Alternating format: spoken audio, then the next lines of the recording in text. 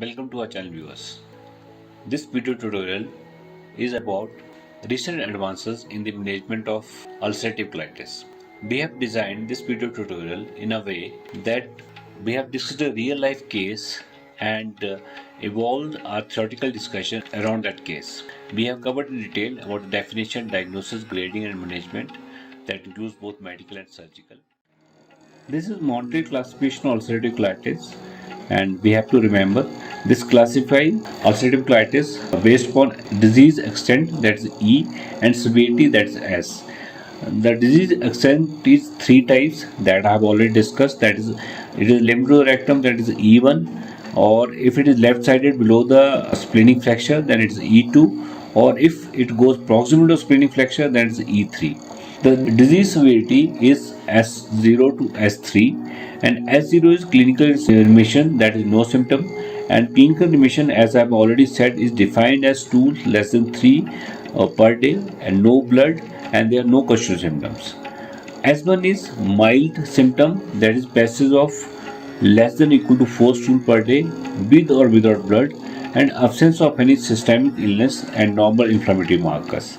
S2 is moderate, the stool more than 4 per day but with minimal sign of systemic toxicity, and if patient is having systemic toxicity, that is 6 or more stools with tachycardia, temperature, low hemoglobin or raised ESR, is labeled as severe disease, that is S3.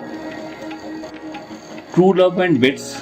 This is another important criteria which is used for identifying severe ulcerative colitis, and it is one of the most validated and most widely used index. So true love and beds is different from moderate only in the case that it is used to identify only the severe ulcerative colitis patient. The indexes for severity are bloody stool frequency more than or equal to 6, temperature more than 37.8, ESR more than 30, tachycardia more than 90, anemia when HB less than 10.5. And only one additional criteria in addition to bloody stool frequency, that is more than or equal to 6 per day, is labeled as severe attack, and in practice CRP of 30 mg per liter can be substituted for ESR.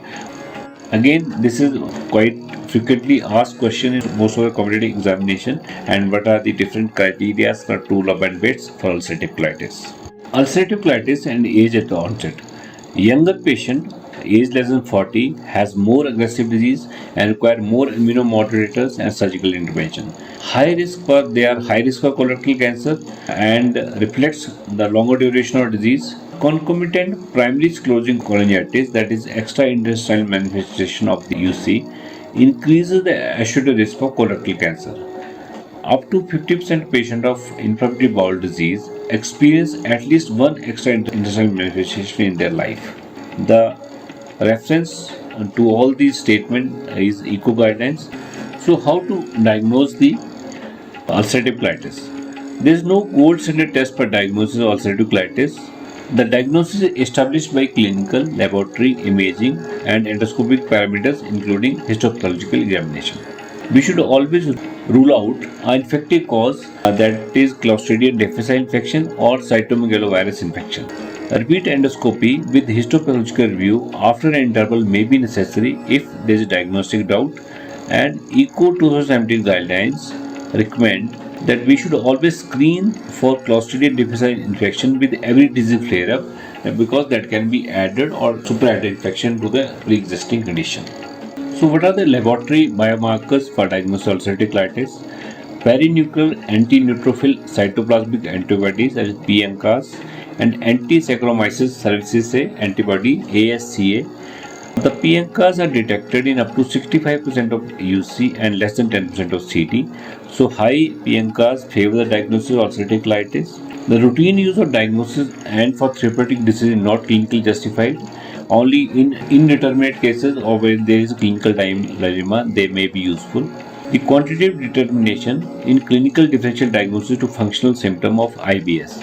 So in case of irritable bowel syndrome, the quantitative determination may be helpful to differentiate, and they will be raised in case of IBD and not in case of IBS. The fecal calprotectin It is the most sensitive, correlated well with endoscopic indices. A recent meta-analysis confirmed that low CRP and low calprotectin have a 99% negative predictive value for IBS when considering the diagnosis of IBD. This is important statement, viewers, that we have a confusion between IBS and IBD, and patient is having low CRP and low calprotectin, then we have to think in favor of IBS, and it is almost 99% predictive of IBS over IBD. So coming back to the same case, that we had a lady of 25-year-old female with the history of 6 month history of bloody diarrhea and tachycardia, and she had anemia.